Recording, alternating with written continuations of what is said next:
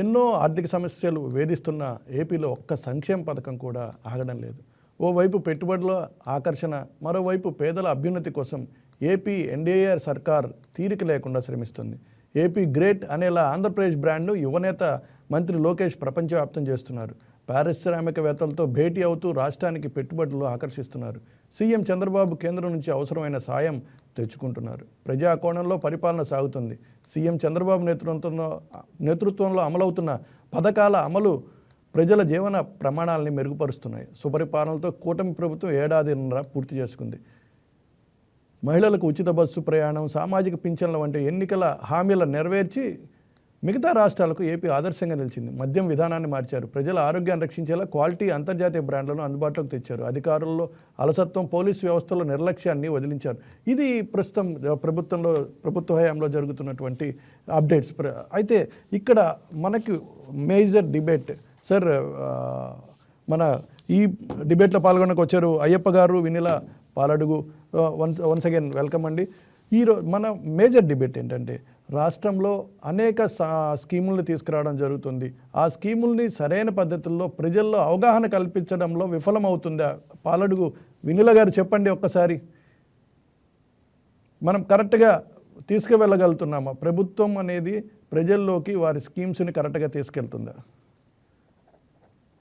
ముందుగా అంటే ఒక్క ఛాన్స్ అని చెప్పి ఆంధ్రప్రదేశ్లో అధికారంలోకి వచ్చి అప్పటి వరకు నవ్యాంధ్రప్రదేశ్ సన్ రైజ్ స్టేట్ గా 2014 నుంచి 19 వరకు ఉన్నటువంటి ఆంధ్రప్రదేశ్ ని బ్రాండ్ ని ఎప్పుడైతే జగన్మోహన్ రెడ్డి గారు అధికారంలోకి వచ్చారో ఆయన పార్టీయే ఫేక్ పార్టీ.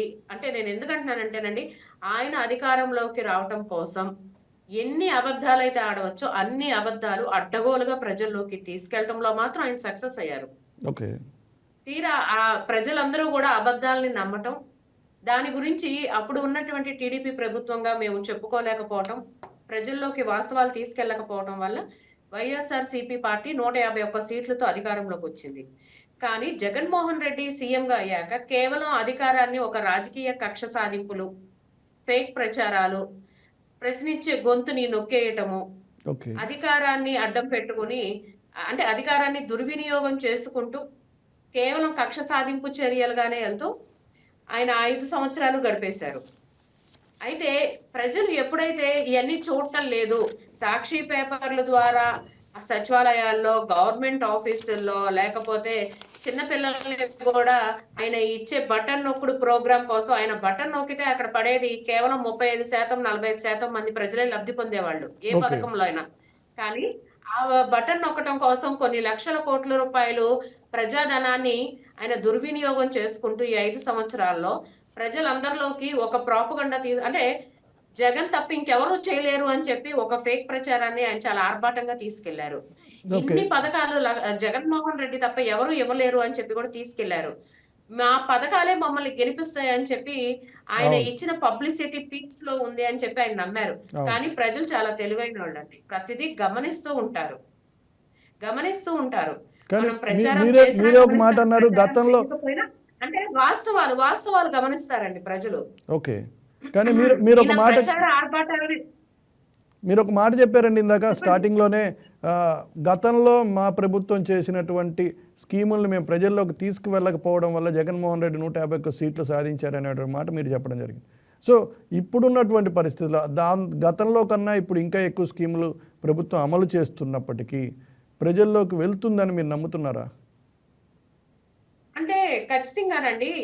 ఇప్పుడు సోషల్ మీడియా ఛానల్స్ కానివ్వండి, ఇప్పుడు సూపర్ 6 సూపర్ హిట్ అని చెప్పి ఎమ్మెల్యేలు వాళ్ళ నియోజకవర్గాల్లో, మండల స్థాయిల్లో, గ్రామ స్థాయిల్లో వెళ్ళటం, మండల పార్టీ అధ్యక్షులు కానివ్వండి, గ్రామ పార్టీ అధ్యక్షులు గ్రామాల్లో ఎంతమంది లబ్ధిదారులు ఉన్నారు, మరి ఇచ్చిన వాగ్దానం ప్రకారం సూపర్ 6 లో అమలు జరుగుతున్నాయా లేదా అనేది ఖచ్చితంగా ట్రాన్స్పరెన్సీ అయితే ఒక డేటా రికార్డ్ అనేది మెయింటైన్ చేస్తున్నారు. అలానే ఇక్కడ అధిష్టానం కూడా ఎంత అంటే రికార్డెడ్ గా ఉందంటే, ఎక్కడైతే ఏ నియోజకవర్గంలో అయితే సమస్యలుగా ఉన్నాయో, ఏ నియోజకవర్గ ఎమ్మెల్యే అక్కడ ప్రజల్ని కలవటంలో వెనకబడి ఉన్నారనేది కూడా ఎప్పటికప్పుడు ఇంటెలిజెన్స్ రిపోర్ట్ అనేది మెయింటైన్ చేస్తూ ఉన్నారు. ఆ ఎమ్మెల్యేలతో చంద్రబాబు నాయుడు గారు పిలవటం, వాళ్ళతో మాట్లాడటం, పవన్ కళ్యాణ్ గారు పిలవటం, ఎమ్మెల్యేలతో చర్చలు జరపటం లాంటివి కూడా జరుగుతూ ఉన్నాయి. అంటే ఏ పథకాలు ఎంతమందికి వెళ్తున్నాయి, జగన్మోహన్ రెడ్డి గారు ఏంటంటే ప్రజల ధనాన్ని దుర్వినియోగం చేసి నేను కాబట్టి 2 లక్షల కోట్ల రూపాయలు మీకు పథకాల ద్వారా ఇచ్చాను అని చెప్పి మాట్లాడారు. మరి నిజంగానే ఆ 2 లక్షల కోట్ల రూపాయలు ప్రజల్లోకి వెళ్ళినాయి అని చెప్పి ప్రజలు నమ్మి ఈయన చేసిన ఆర్భాటపు ప్రచారాలన్నీ ప్రజల్లోకి వెళ్తే కనుక ఆయన నిజంగా ప్రతిపక్ష హోదా కూడా లేకుండా సీట్లు కోల్పోరు కదా. రైట్. కానీ అంటే వాళ్ళు ఇక్కడ వాళ్ళు మనం వాళ్ళు కూడా గమనించాల్సింది చెప్తుంది ఏంటంటే సంక్షేమ పథకాలని రాష్ట్ర పరిస్థితి ఆర్థిక పరిస్థితి ఎలా ఉన్నా సంక్షేమ పథకాలను మేము ఆపలేదు అనేటువంటి మాటను వైసీపీ ఇప్పటికీ చెప్తున్నటువంటి పరిస్థితి ఉంది. కాదండి, ఇప్పుడు మనం చూసుకుంటే జగన్మోహన్ రెడ్డి గారు పాదయాత్రలో ఇచ్చిన వాగ్దానాలు పక్కన పెడితే అవన్నీ చాలా ఎక్కువ ఉన్నాయి. అవి 100 వాగ్దానాలు ఉన్నాయి. అవి మనకు టైం సరిపోదు. ముఖ్యంగా చూసుకుంటే కనుక ఆయన నవరత్నాలు చూసుకుందాము. నవరత్నాల్లో ఫీజు రియంబర్స్మెంట్ అన్నారు. అసలు పీజీ విద్యార్థులకు ఫీజు రియంబర్స్మెంట్ ఉందా అండి? తీసేశారు. అప్పటి వరకు గతంలో ఉన్న పీజీ విద్యార్థులు ఫీజు రియంబర్స్మెంట్ తీసేశారు. ఫీజు రియంబర్స్మెంట్ లో డిగ్రీ స్టూడెంట్స్ కి ప్రభుత్వాలు మారేసరికి వాళ్ళకి ఫీజు రియంబర్స్మెంట్ అకౌంట్ లో పడక ఇబ్బందులు పడి సర్టిఫికెట్లు ఆగిపోయిన విద్యార్థులు మనం చూస్తా ఉన్నాము. అవును. యువగళం పాదయాత్రలో ఎంతో మంది విద్యార్థులు వచ్చి వాళ్ళ సమస్యలు ఈ విధంగా చెప్పుకున్నారు. మరి మద్యపాన నిషేధం అని చెప్పారు. సంపూర్ణ మద్యపాన నిషేధం నేను మర్చిపోయినా కూడా నేను సంపూర్ణ మద్యపానం నిషేధం చేశాకే మళ్ళీ మిమ్మల్ని ఓట్లు అడగటానికి వస్తా అన్నారు. ఆయన చేయకపోగా అదే ప్రధాన ఆదాయ వనరులు అన్నారు. కాబట్టే ప్రజలు మర్చిపోలేదు. ఈయన మర్చిపోయారేమో, ప్రజలు మర్చిపోలా. అందుకే ప్రతిపక్ష హోదా ఇవ్వలేదు. అమ్మ ఒడి అన్నారు. ఎంతమంది పిల్లలు ఉంటే అంతమందికి అమ్మ ఒడి అని చెప్పి సాక్షాత్తు వాళ్ళ భార్య భారతీరెడ్డి గారు కూడా ప్రచారం చేశారు. ఎంతమంది పిల్లలకి ఇచ్చారండి వీళ్ళ అమ్మ ఒడి? వీళ్ళు ఇచ్చింది 44 లక్షల మందికి. అంటే మెయిన్ పెన్షన్ పెంపు అన్నారు. 3,000 రూపాయల పెన్షన్ నేను పెంచుతా అని చెప్పి ఎన్నికల్లో పబ్లిక్ మీటింగ్ లో ఆయన అంటే వాగ్దానం చేశారు.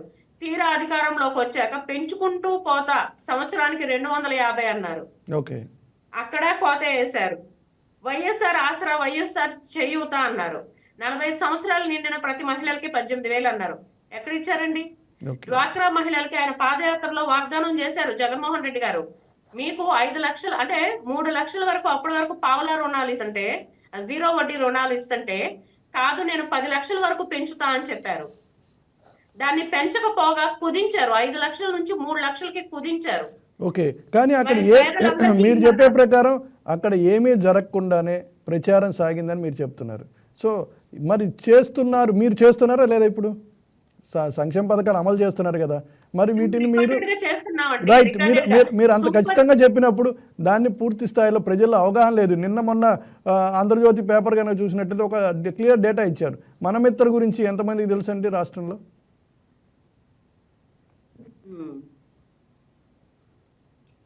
దీని గురించేనండి మండల పార్టీ అధ్యక్షులకు కూడా కేంద్ర కార్యాలయాల్లో ట్రైనింగ్ సెంటర్స్ పెట్టి మనం ప్రజల్లోకి ఏం చేస్తున్నాము, మనం దీన్ని ఎలా తీసుకెళ్ళి రాష్ట్రం అంటే ఎడ్యుకేటెడ్స్ ఎవరైతే జాబ్ హంగర్స్ లో ఉన్నారో వీళ్ళందరికీ కూడా అంటే నారా లోకేష్ గారు తీసుకొచ్చే ప్రతిపాదనలు కానివ్వండి, కంపెనీలు కానివ్వండి, SIPB సమిట్స్ ఇప్పటి వరకు 13 సార్లు నిర్వహించారు. దాదాపు మనకి దాని ద్వారా 7.5 లక్షల ఉద్యోగాలు ఉపాధి కల్పన జరిగే అవకాశం ఉంది.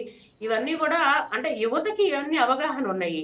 ఎవరైతే లబ్ధిదారులు ఉన్నారో వాళ్ళలో ముఖ్యంగా గ్రామ స్థాయిలో తీసుకెళ్లాలి అనేది మాత్రం చాలా ఇంపార్టెంట్ విషయం అండి. దానికి సంబంధించి దానికి సంబంధించి ఎక్కడికక్కడ మీటింగ్స్ కండక్ట్ చేస్తున్నారు. మనం ఏ విధంగా దాన్ని తీసుకెళ్లగలగాలి అనే దాని మీద ఖచ్చితంగా అంటే ఇప్పటికీ గవర్నమెంట్ వచ్చి మీరు గమనించినట్టయితే కామన్ పబ్లిక్ అయితే చాలా ఈ కూటమి ప్రభుత్వంతో చాలా హ్యాపీగానే ఉన్నారండి.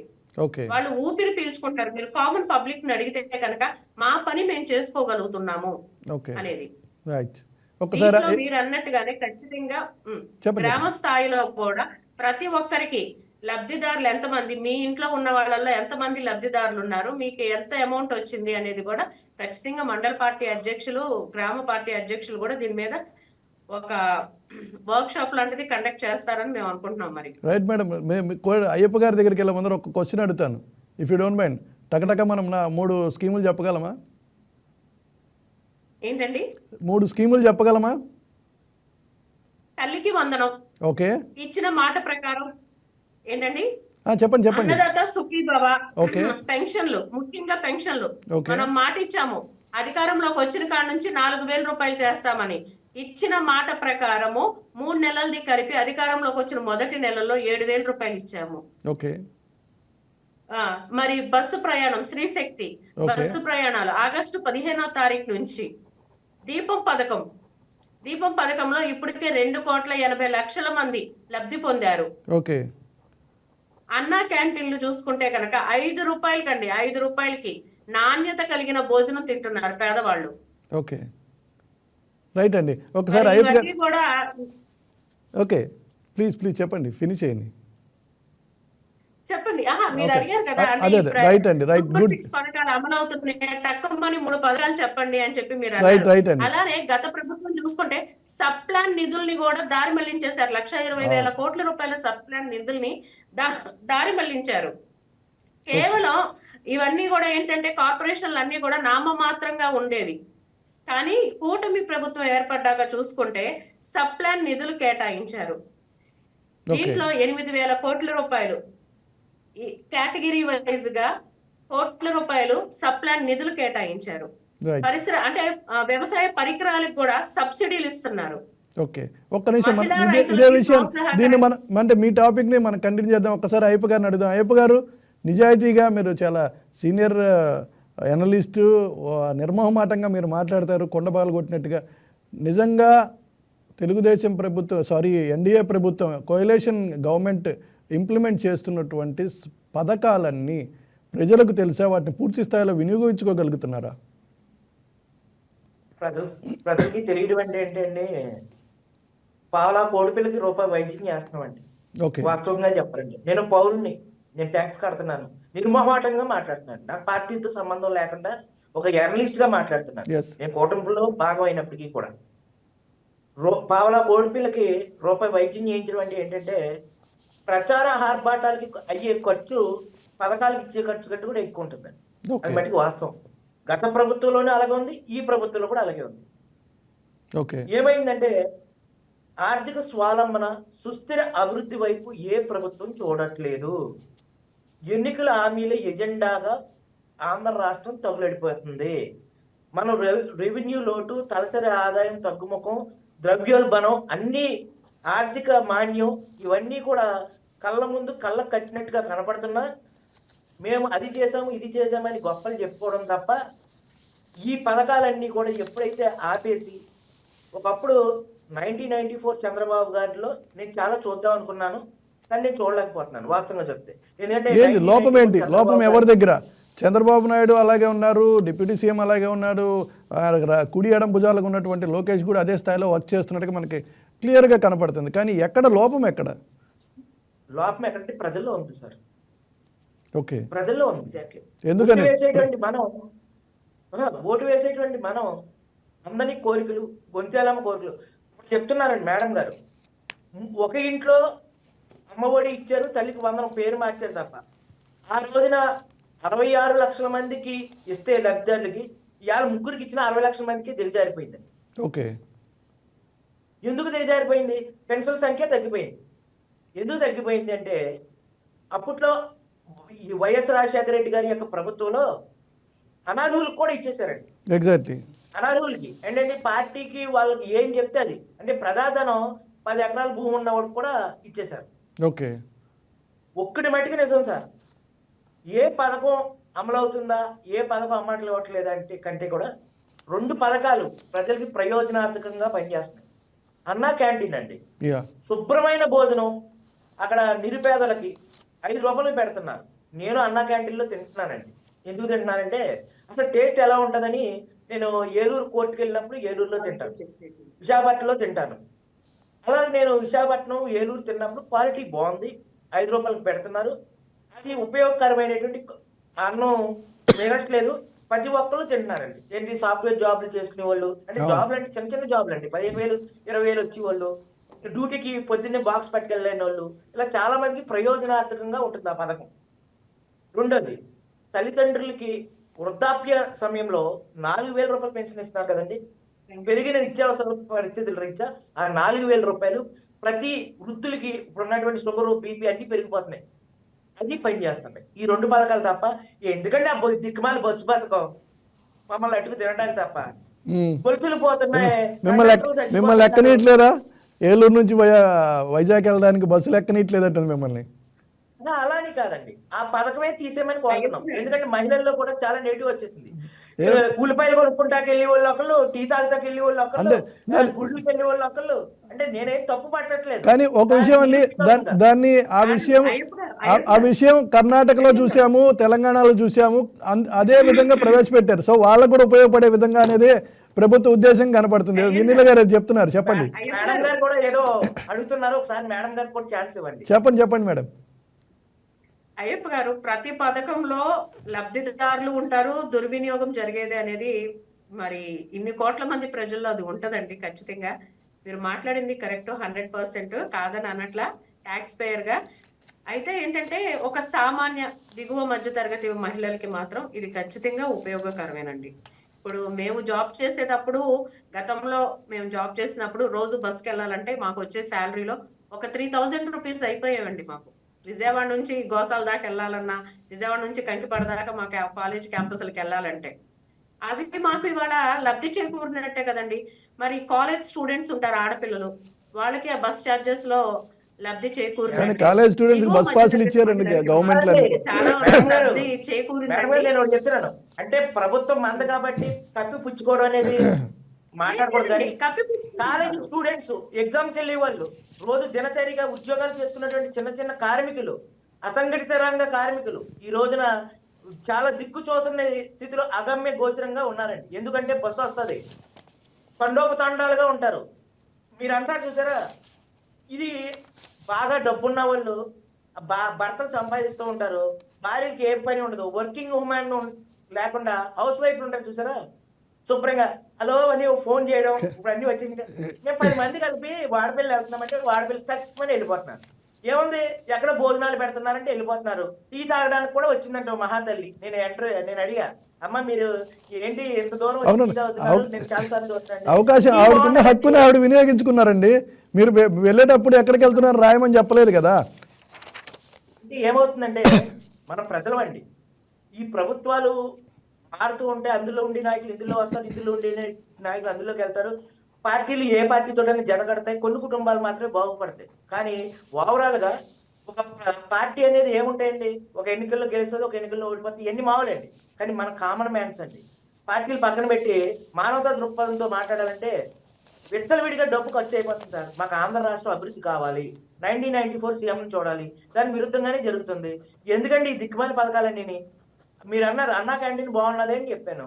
ఎన్టీ రామారావు గారు ఇచ్చినటువంటి, ఆయన మహానుభావులు ఇచ్చినటువంటి ఆ పేరు మీద పెట్టినటువంటి ఆ పథకం మాకు చాలా బాగుంటుందండి. ఆ పథకం ఉంచండి.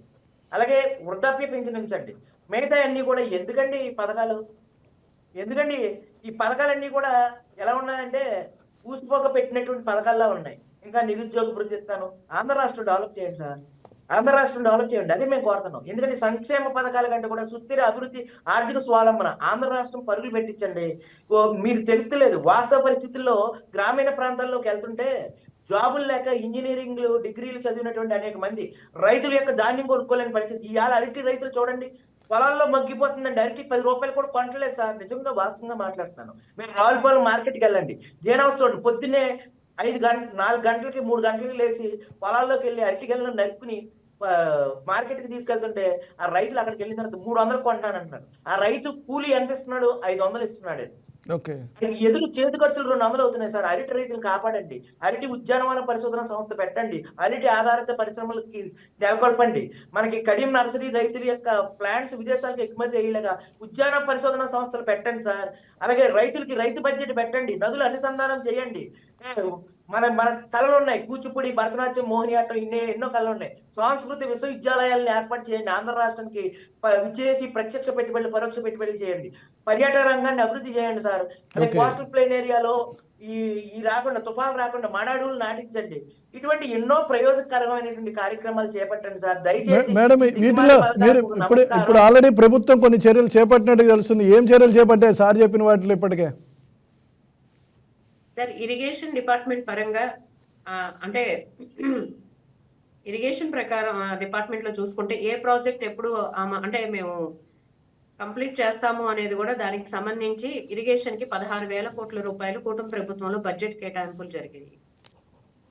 మరి అభివృద్ధి కూటమి ప్రభుత్వం నినాదం ఏంటంటే సంక్షేమం అభివృద్ధిని సమపాళంలోకి తీసుకెళ్లాలని.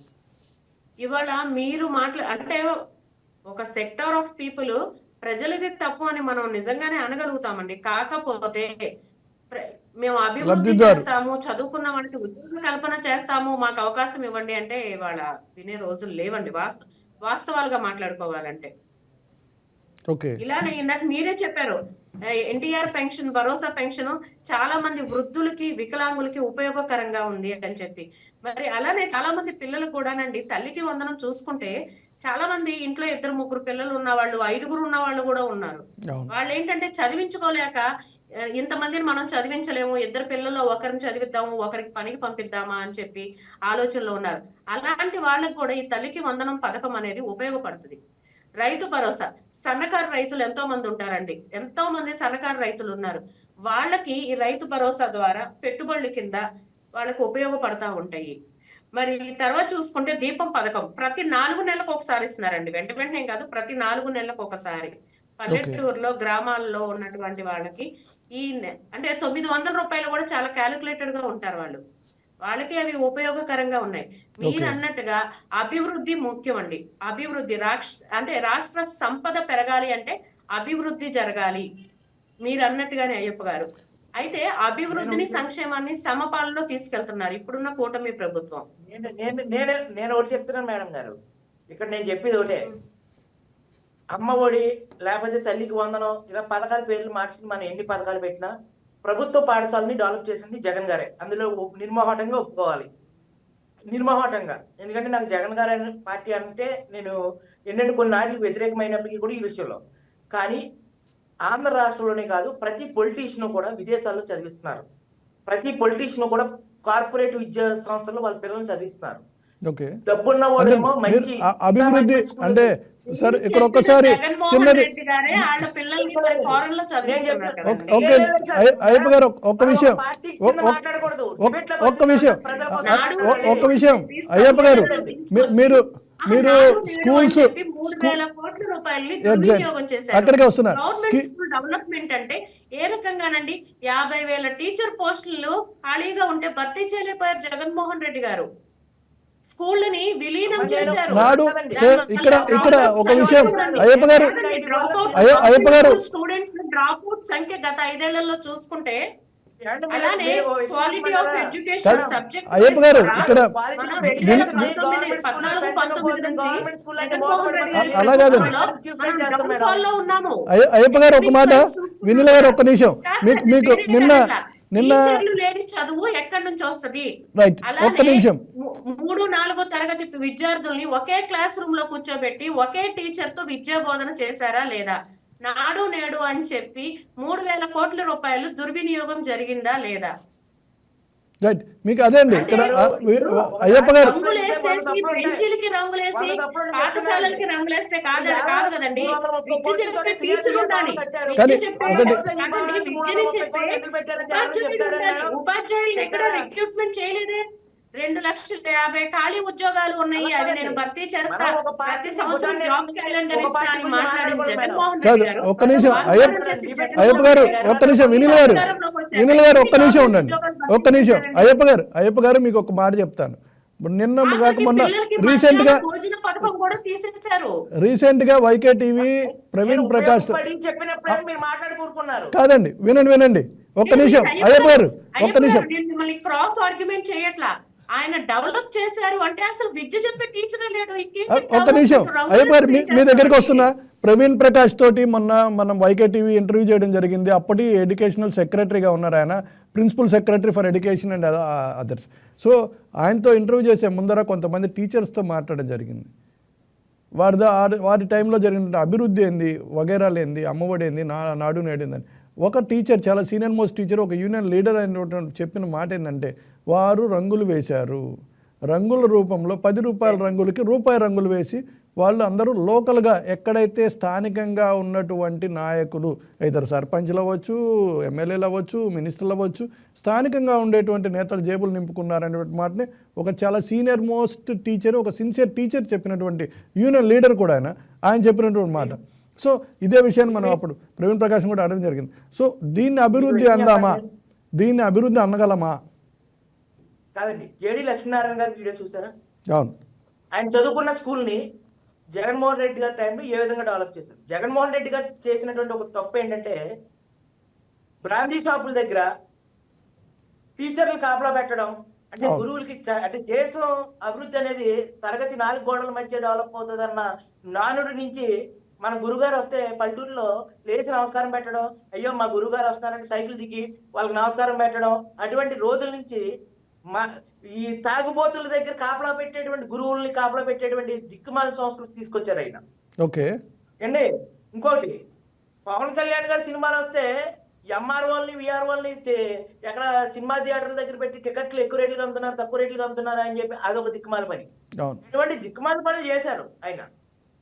గురువులకు ఇచ్చేటువంటి గౌరవం లేదు. సిపిఎస్ రద్దు చేస్తానన్నారు. సిపిఎస్ రద్దు చేసి పర్మనెంట్ పెన్షన్ స్కీమ్ ఇస్తానని చెప్పారు. అది ఈ రెండు కూడా టీచర్లు ఆగ్రహానికి గురి చేశాయి.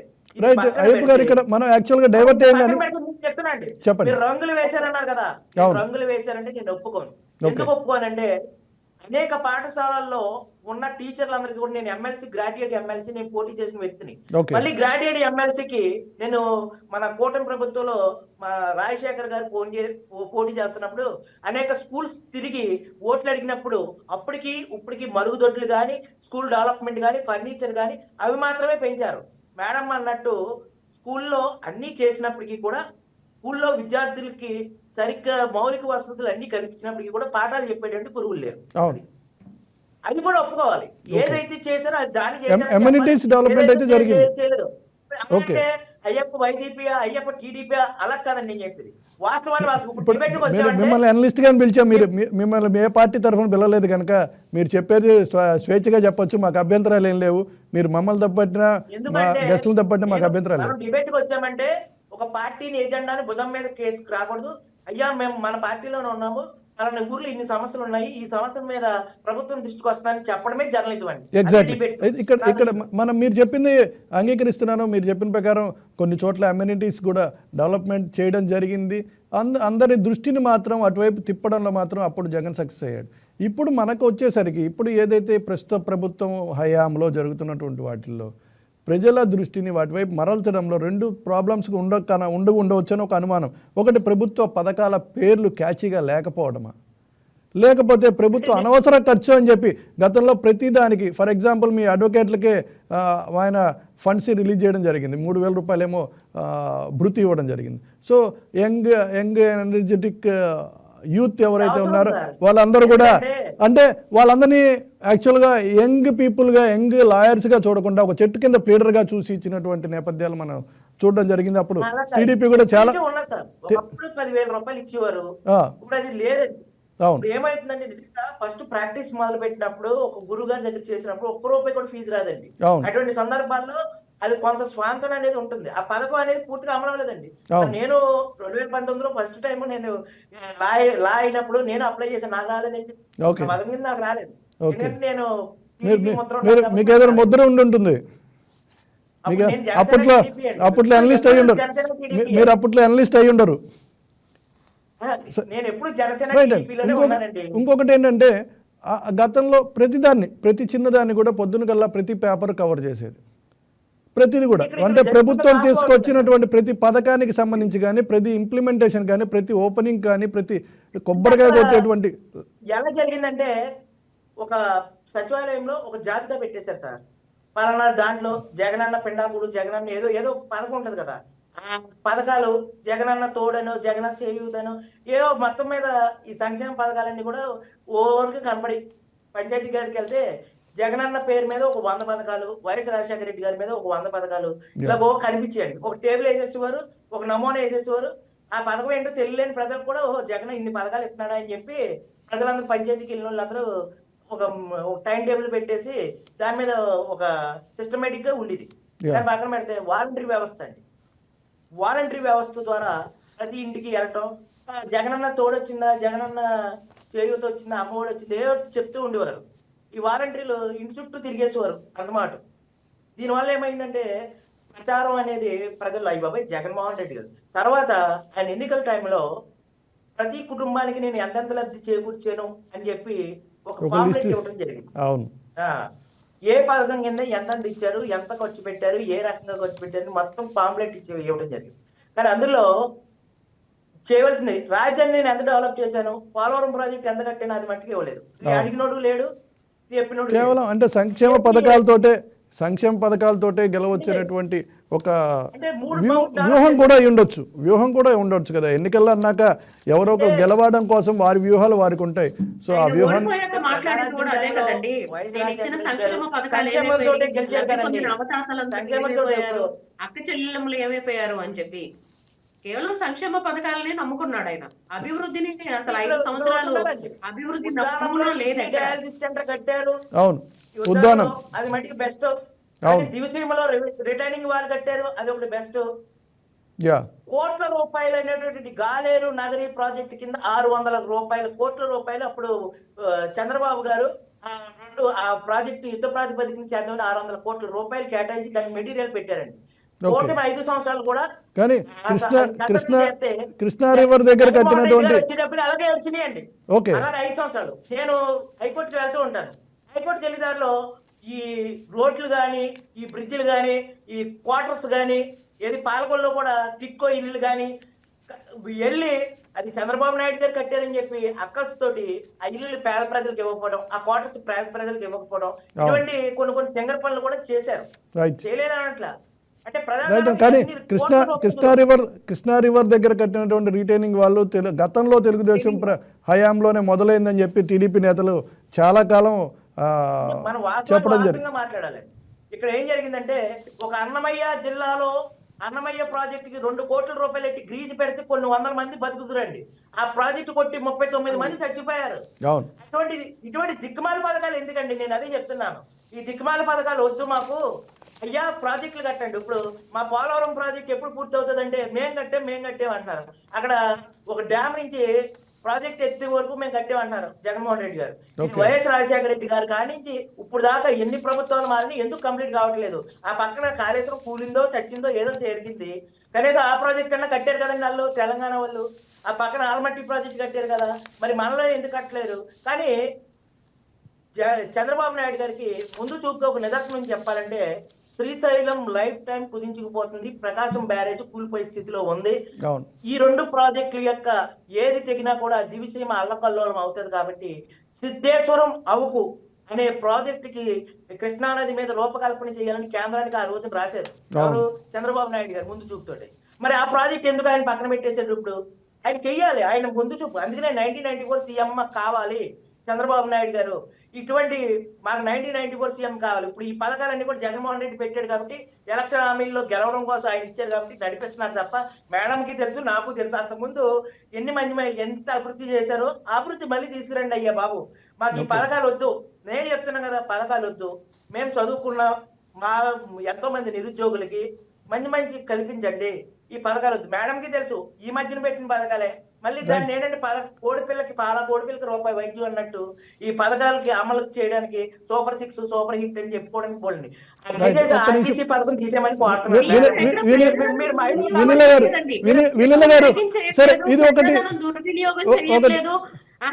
ఆర్భాటాల కోసం, పబ్లిసిటీ కోసము ఎక్కడా కూడా ప్రజాధనం దుర్వినియోగం జరగట్లేదు. మీరు దాకా కృష్ణ గారు అడిగినట్టు మీరు ప్రజల్లోకి ఇది తీసుకెళ్లడంలో వెనకబడ్డారంటే మేము వాస్తవంగా తీసుకెళ్తున్నాం. అంటే డోర్ టు డోర్ క్యాంప్ వెళ్తున్నారు. క్రింది స్థాయిలో ఉన్నటువంటి కార్యకర్తల్లో కాదండి ఒక విషయం. ఎక్కడ ప్రజా అంటే మసిపూసి మారేడుగాయ అంటారు. జగన్మోహన్ రెడ్డి గారు గతంలో మసిపూసి మారేడుగాయే చేశారు ప్రజల్ని. కానీ ప్రజలు ఆయన చేసిందంతా ఎంత ఆర్భాటాలు చేసినా, ఎంత ఫేక్ ప్రచారాలు చేసుకున్నా, ఎన్ని సోషల్ మీడియా ఛానల్స్ వాళ్ళ ఈ పెయిడ్ ఛానల్స్ ఉన్నా కూడా వాస్తవాలు గమనించారు. కానీ క్రింది స్థాయి కార్యకర్తల్లో కాదండి వినీల గారు, క్రింది స్థాయి కార్యకర్తలు లేదా నాయకులు ఇది ప్రజల్లో తీసుకెళ్లడంలో వారి మధ్య ఉన్నటువంటి అంటే ఏదైతే 3 పార్టీలకి మధ్య ఉన్నటువంటి రిలేషన్షిప్ సరిగ్గా లేకపోవడం అన్న కారణమై ఉండొచ్చా? అలా ఏమీ లేదండి. ఇదంతా అంటే ఖచ్చితంగా ఎప్పటికప్పుడు పవన్ కళ్యాణ్ గారు కానివ్వండి, లోకేష్ గారు కానివ్వండి, చంద్రబాబు నాయుడు గారు పెద్దగా వ్యవహరిస్తూ ఎక్కడ ఏ సందర్భం వచ్చినా కూడా అంటే ఎప్పుడు ఈ కూటమి ప్రభుత్వం మరో 15 సంవత్సరాలు కలిసే ఉంటుంది. కలిసి ఉండటం వల్లే అభివృద్ధి ఉంటుంది. చిన్న చిన్న అంటే మీకేమన్నా అభిప్రాయ భేదాలు ఉంటే వాటిని మీరు బేస్ చేసుకుని అభివృద్ధి పరంగా కూడా మీరు వీటిని ఆ పార్టీ పరంగా మీరు అమలు చేయకండి అని చెప్పి ఎప్పటికప్పుడు మాట్లాడుతూనే ఉన్నారు. సార్ మేము వచ్చి 18 నెలలు అయింది. ఇంకా 3 సంవత్సరాలు గడువు ఉంది. ఖచ్చితంగా ప్రజల్లో అంటే మీరు గతంలో చేసే మంచిని కూడా చెప్పుకోవాలి. మంచిని కూడా మేడం, గతంలో మీ ప్రభుత్వం ఉన్నప్పుడు కూడా లాస్ట్ వరకు పథకాలను లాస్ట్ దాకా తీసుకెళ్లి లాస్ట్ మినిట్లో ఇవ్వడం వల్ల ఓడిపోయారని మీరే చెప్తున్నారు, కాదంటారా? మీరంటే not only వినిలా but TDP leader సంగతి లాస్ట్ మినిట్ లో ఇవ్వటం వల్ల కాదు, మనం అమలు చేసిన పథకాలు, మనం చేసుకున్నటువంటి సంస్కరణలు, అమరావతిలో భూ కేటాయింపులు కానివ్వండి, రైతులు ఎక్కడ రికార్డు స్థాయిలో, ప్రపంచంలోనే రికార్డు స్థాయిలో 29,000 మంది రైతులు శాంతియుత మార్గంలో క్యూ లైన్ లో నిలబడి రెయ్యింపగలు పొలాలు రాసిచ్చారు రాష్ట్ర అభివృద్ధికి. ఇలాంటి మనం చెప్పుకోలేకపోయాము. పోలవరం ప్రాజెక్టు ఇందాక అయ్యప్ప గారు జరగనటువంటి అభివృద్ధి నవ్యాంధ్రప్రదేశ్ లో మనం 72% కంప్లీట్ చేయగలిగాము. అలాంటిది మనం చెప్పుకోలేకపోయాము. ఇలా మనము అప్పుడు తీసుకొచ్చిన గౌతమ్ అంటే వాళ్ళ ప్రభుత్వం అధికారంలోకి వచ్చాక, వైసీపీ ప్రభుత్వం అధికారంలోకి వచ్చాక మేకపాటి గౌతమ్ రెడ్డి గారు ఆయనే చెప్పారు, మనం ఎన్ని కంపెనీస్ తీసుకొచ్చాము, ఎంతమందికి ఉపాధి కల్పించామనేది. వీటిలో చెప్పుకోవటం మేము వెనకబడ్డాము. అలానే జగన్మోహన్ రెడ్డి ప్రాపగండా బలంగా చేయగలిగాడు కాబట్టి ప్రజలు ఒక్క ఛాన్స్ విన్నారు. ఇప్పుడు అంటే మనకి ఆల్మోస్ట్ ఉంటది అనేది కూడా గడిచిన 5 ఏళ్లలో ప్రజలు చూశారు. రైట్ మేడం, అంటే డిబేట్ ఆల్మోస్ట్ మనం ఎండ్కి వచ్చాం కనుక, ఆల్మోస్ట్ ఎండ్కి వచ్చాం, ఇప్పటికే టైం కూడా ఎక్సీడ్ అయింది కనుక ఒక్క మాట చెప్పండి వినిల్ గారు. కూడా రైతులు ఆత్మహత్యలు చేసుకుంటున్నారు సార్. అరటి రైతులు మొత్తం దిక్కుచోసిన స్థితిలో ఉన్నారు. కానీ ఈ వైకే ఛానల్ ద్వారా ప్రభుత్వాన్ని నేను రిక్వెస్ట్ చేస్తాను, అధిక ఆధారిత పరిశ్రమలు పెట్టి రైతులను ఆదుకోండి, రైతులు కన్నీరు తోడమని చెప్తున్నాను. పక్కన మాంగ్రూస్ అడవులు నాటి ఇది చేయమని చెప్తున్నాను. ఏంటంటే తుఫాను నష్ట నివారణ తీర ప్రాంతాల్లో మాంగ్రూస్ అడవులు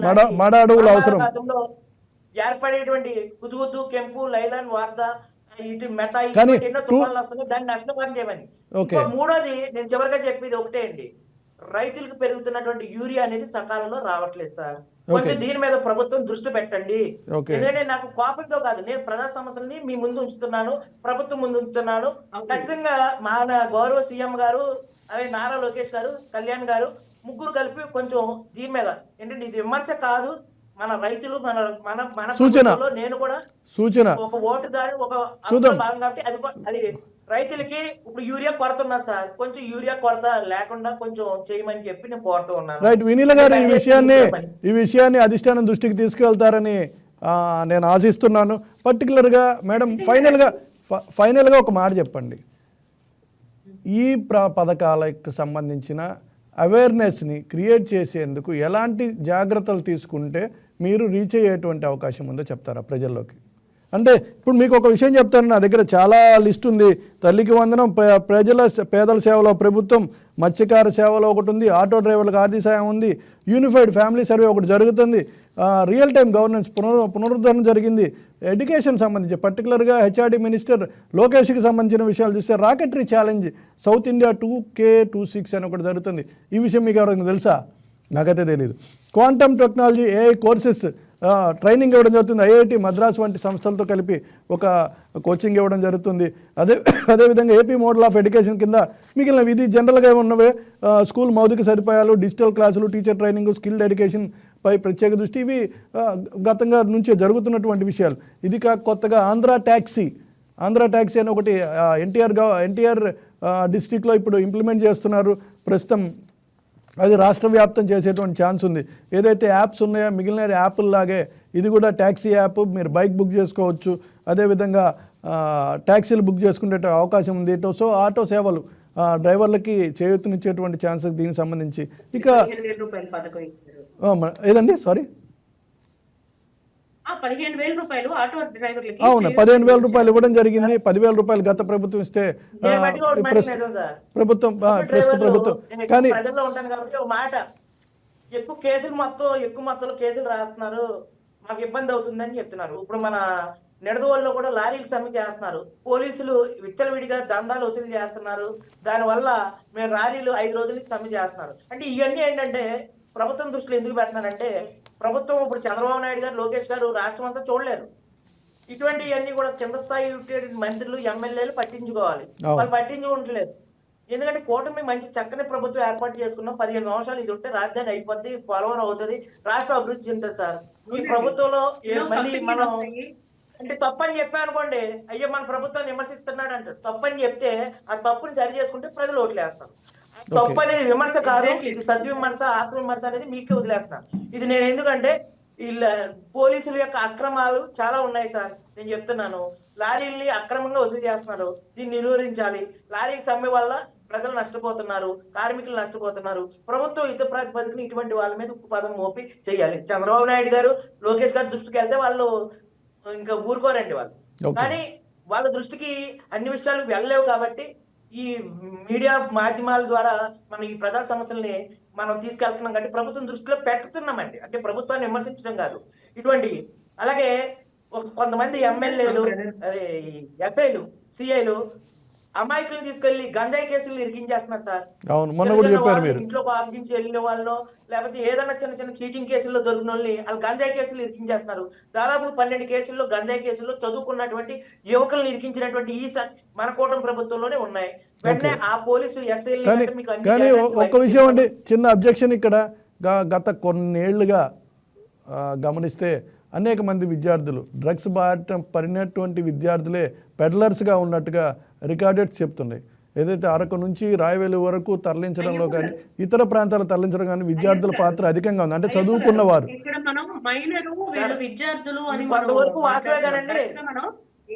పూర్తి స్థాయిలో డ్రగ్స్ బారిన హైదరాబాద్ లో ఉంటుంది కానీ మన ఆంధ్రప్రదేశ్ లో తక్కువే కానండి. గంజాయి సాగు రోజుకో చోట నిర్వీర్యం చేస్తున్నారు మన కూటమి ప్రభుత్వంలో. చాలా చోట్ల పంటలు అక్కడ గుర్తించి నిర్వీర్యం చేస్తున్నారు. కానీ నేను ఒకటి చెప్తున్నాను, పోలీసులు ప్రమోషన్ల కోసమో వాటి కోసమో ఒక వ్యక్తిని ఈ గంజాయి కేసుల్లో చిన్న చిన్న పిల్లలు ఉన్నట్టు, అప్పుడే పెళ్ళైంది సార్, 6 నెలలు భార్య భర్తలు గొడవ పడాడు, రాజమండ్రి వచ్చాడు, వాడిని తీసుకెళ్లిపోయి పెరవల్ పోలీస్ స్టేషన్ లో కేసులో పెట్టేశారు సార్, గంజాయి కేసులు. అది అమాయకుడు. అలాంటి వ్యక్తుల్ని చాలా మంది ఉన్నారు సార్. ఇటువంటి గంజాయి కేసులు ఎన్ని ఉన్నాయో ప్రభుత్వం దృష్టి పెట్టి అది నిజమైన కేసులా అబద్ధం కేసులా అనేది ఏంటంటే ప్రమోషన్ల కోసం వీటి కోసం సామాన్య ప్రజల్ని బలి చేయొద్దని చెప్పి నేను ప్రభుత్వాన్ని వేడుకుంటున్నాను. ఎందుకంటే వాళ్ళ బాధ వర్ణాన్వితం, వాళ్ళు ఎవరికి చెప్పుకోలేరు. తరగతి వాళ్ళ జైలు గోడల మధ్య పోలీసులకు ఎదురు తిరిగితే మళ్ళీ ఏ కేసులు పెడతారని చెప్పి దీనికి టీఐజీ స్థాయి నుంచి ఎస్పీ స్థాయి నుంచి అందరి సహకారం కూడా ఉంది ఆ తప్పుడు కేసుల్లో. వాస్తవంగా చెప్తున్నారు వైద్య ఛానల్ ద్వారా. రైట్ అండి, రైట్. వినీల గారు, ఈ విషయం గతంలో చూసుకుంటే పోలీసులు చలానాలు రాసేటప్పుడు మాకు అంటే ఇది ఒక టార్గెట్స్ ఇచ్చారండి. గత ప్రభుత్వంలో మాకు టార్గెట్స్ ఇచ్చారు. టార్గెట్స్ ఇచ్చి మీరు ఇంత వసూలు చేయాలి, లేదంటే మీకు జీతాలు కూడా మేము ఇవ్వలేని పరిస్థితిలో ఉన్నామని చెప్పి గత ప్రభుత్వాలు మాట్లాడి, ఇప్పుడు అలాంటి స్థితిలో లేదు. మీరు అన్నట్టుగా ప్రతి చోట అన్ని కరెక్ట్ గానే ఉంటాయి అంటే ఉండవండి. చిన్న చిన్న పొరపాట్లు ఉంటాయి, అవి కొంతవరకు వాళ్ళ వ్యక్తిత్వాల మీద కూడా ఆధారపడి ఉంటాయి. మీరు ఇందాక అంటున్నారు కేసుల్లో అమాయకులు ఇరికిస్తున్నారు అని, అవి కూడా జరిగి ఉండొచ్చు, పొరపాట్లు జరుగుతాయి కాదని అనట్లేదు. కానీ ఇక్కడ కొంత వాస్తవం చూసుకుంటే విద్యార్థులు ఏంటండి, ఇక్కడ మేము ఉన్న ఏరియాలో ఒక గవర్నమెంట్ స్కూల్ ఉంటుంది. ఈవినింగ్ 7 అయితే చాలండి, పిల్లలు అంటే బిలో 17-18 ఇయర్స్ పిల్లలు ఇక్కడ డ్రగ్స్ తీసుకునేవారు. నేను స్వయాన మా పోలీస్ స్టేషన్ కి కాల్ చేసి మీరు ఒకసారి ఇక్కడికి రండి, కాస్త మీరు నైట్ 10 o'clock వరకు కూడా ఒకసారి మీ కానిస్టేబుల్స్ తో రౌండ్స్ వేయించండి అని చెప్పి. ఆశ్చర్యకరమైన విషయం ఏంటంటే మందడం లాంటి పల్లెటూరులో 15 మంది పిల్లలు గంజకి బానిసైపోయారు. ఆ బానిస అయిపోవడమే కాదు, కొంతమంది పిల్లలు విజయవాడ సిటీలో వాళ్ళు డీలర్స్ గా కూడా ఉన్నారు. అవునండి, ఇవన్నీ వాస్తవాలు అలా ఉంటున్నాయి. మనకి చూస్తే వాళ్ళ వయసుని కానీ సహజంగా విద్యార్థులకి అంటే ఇక్కడ వాస్తవాలు అవి లేవండి. కానీ అయ్యప్ప గారి దానికి ఒకటి చెప్తానండి మీకు వినీల గారు. సహజంగా విద్యార్థుల్ని, చదువుకునే వాళ్ళని కౌన్సిలింగ్ చేస్తారు, కౌన్సిలింగ్ చేసి విడిచిపెట్టేటువంటి ఛాన్సెస్ ఉంటాయి. బట్ గంజాయి కేసు పెడితే అవునండి. వారికి బెయిల్ కూడా రానటువంటి సిచ్యువేషన్లో వారి జీవితం మొత్తం నాశనమయ్యేటువంటి అవకాశం ఉంది కనుక బహుశా మీరు ఎటు ఉన్నారు, అధికార ప్రతినిధి సెక్రటరియట్కి అతి సమీపంలో ఉంటారు కనుక మీరు ఈ విషయాన్ని అధినేత దృష్టికి, మీ అధినేత దృష్టికి తీసుకెళ్తారని ఆశిస్తూ ఆధారాలతోటి మొత్తం పూర్తి స్థాయిలో జడ్జి గారి దాని మీద ఖచ్చితంగా అయ్యప్ప గారు ఇచ్చిన సూచనలు కూడా రాష్ట్ర అభివృద్ధి గురించి ఇచ్చిన సూచనలే. Yeah. అయ్యప్ప గారు కాదు. వాస్తవానికి ఇప్పటి వరకు ఆయన మాట్లాడిన వాటిలో కూడా రాష్ట్ర అభివృద్ధి కూటమి ప్రభుత్వం 15 సంవత్సరాలు అంటే మరో 15 సంవత్సరాలు ఉంటే రాష్ట్రం ఎంతో మంది యువతకి ఉద్యోగ కల్పన జరుగుతుంది. అలానే ఇరిగేషన్ ప్రాజెక్టులు కంప్లీట్ అవుతాయి. ఎన్నో లక్షల ఎకరాలకి సాగునీటి తాగునీటి అవసరాలు తీరుతాయి ప్రజలకి అని చెప్పి మాట్లాడుతున్నారు. ఇవన్నీ కూడా ప్రతి సూచనలు రాష్ట్ర అభివృద్ధికి ప్రజలకు ఉపయోగకరమైన ఏ సూచనైనా కూటమి ప్రభుత్వం స్వీకరిస్తుందండి. అలానే దాని గురించి ఆలోచనలు కూడా చేస్తారు. రైట్ అండి. ఇదివరకు ప్రభుత్వం లాగా ప్రశ్నించే హక్కు లేదు మీకు, లేదంటే సూచనలు తీసుకోము, మోనోపాలి అనేది లేదండి. కూటమి ప్రభుత్వం ప్రజా ప్రభుత్వం రైట్ అండి. కాబట్టి ప్రతి నెల ముఖ్యమంత్రి గారే స్వయాన విజిట్ చేస్తారు, పరదాలు పెట్టుకోరు, ప్రజల్లోకి వెళ్తున్నారు. అసలు విద్యా సంస్కరణలు ఎన్నో తీసుకొచ్చారు. కాదండి, ఒక విద్యాశాఖ మంత్రి స్కూల్ పిల్లలు వేసుకునే యూనిఫామ్ కూడా ఆయన శ్రద్ధ తీసుకుంటున్నారు చూడండి. మరి రైట్ అండి. పంచాయతీ నిధులు గతంలో దారి మళ్లించారు, కానీ వాళ్ళు పవన్ కళ్యాణ్ గారు వచ్చాక పంచాయతీ నిధుల్ని కరెక్ట్ గా వినియోగపరుస్తున్నారు. పంచాయతీ ప్రెసిడెంట్లు నామమాత్రంగా కాకుండా వాళ్ళకి ఉన్నటువంటి హక్కుల్ని వాళ్ళు వినియోగపరిచేలాగా, గ్రామాల అభివృద్ధి కోసం పనిచేసేలాగా చేస్తున్నారు. రైట్ అండి.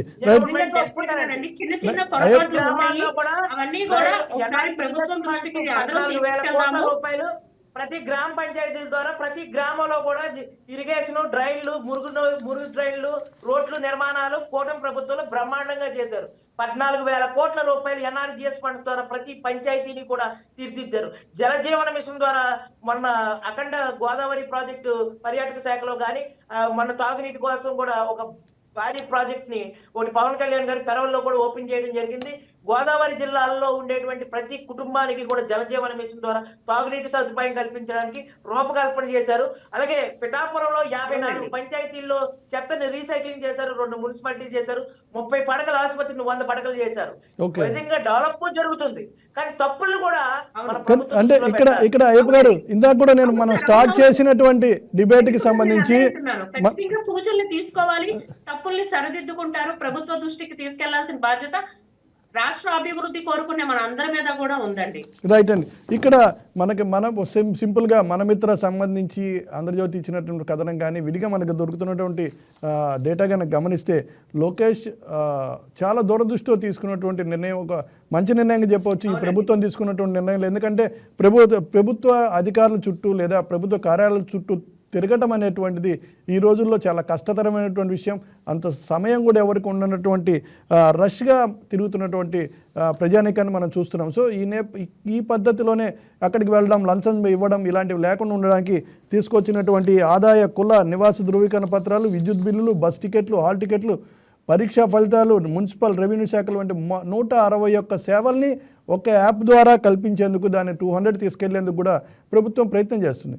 సో ఇది ఎంతమందికి తెలుసు అనేదిగా చూస్తే 68% మందికి అసలు తెలియదండి. సో ఇదే పరిస్థితి మిగిలిన వాటిలో కూడా ఉంది అని నేను చెప్తున్నా. ఇందాక చెప్పింది ఇప్పుడు చెప్పింది కూడా అదే. Only around 20% responded reported actually using the service. కేవలం 20% మందే దాని గురించి తెలుసు అన్నారు.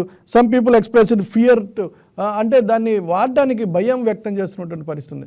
అంటే మీరు తీసుకొస్తున్నటువంటి స్కీములు ఏవైనా సరే, మీ అప్డేట్స్ కానీ డెవలప్మెంట్స్ కానీ పూర్తి స్థాయిలో వారికి చేరువయ్యేందుకు క్రింది స్థాయి నేతలు, అదేవిధంగా నాయకులు, మీలాంటి కార్యకర్తలు కూడా పూర్తి స్థాయిలో వర్క్ చేయాల్సినటువంటి అవసరం ఉంది. కూటమిలో ఉన్నటువంటి మూడు పార్టీల కార్యకర్తలందరూ కలిసికట్టుగా దీన్ని ప్రజల్లోకి తీసుకెళ్లాల్సినటువంటి అవసరం ఉంది. దీనిపై ప్రభుత్వం కూడా ఖచ్చితంగా దృష్టి పెట్టకపోతే మీ పథకాలు మళ్ళీ మిమ్మల్ని గట్టెక్కించడానికి అడ్డుపడేటువంటి ప్రమాదం. అంటే ప్రమాదం అంటే మీ చేసినటువంటి మేలు లేదా కీడు వాట్ ఎవర్ ఇట్ ఈస్ మీరు ప్రజల్లోకి స్పష్టంగా తీసుకెళ్ళడానికి ప్రయత్నాలు ముమ్మరం చేయాల్సినటువంటి ఆవశ్యకత మాత్రం స్పష్టంగా కనిపిస్తుంది. ఇది today's bulletin. Thank you very much Vineela గారు, అయ్యప్ప గారు for participating in our long debate. Thank you very much. ఇది ప్రస్తుతం రాష్ట్రంలో ఉన్న పరిస్థితి. ప్రభుత్వ పథకాలు తీసుకొస్తున్నప్పటికీ కూడా వాటిని ప్రజల్లోకి తీసుకెళ్ళడం, అవేర్నెస్ క్రియేట్ చేయడంలో ఆవశ్యకతని ఈ డిబేట్ క్లారిఫికేషన్ ఇస్తుంది. సో ఆ విధంగా ప్రభుత్వం ముందుకు వెళ్తుందని ఆశిద్దాం. హాయ్, నేను మీ Raj Tarun. Please subscribe to YK TV. This is Viraj Ashwin. Please subscribe to YK TV Network. Please watch YK News.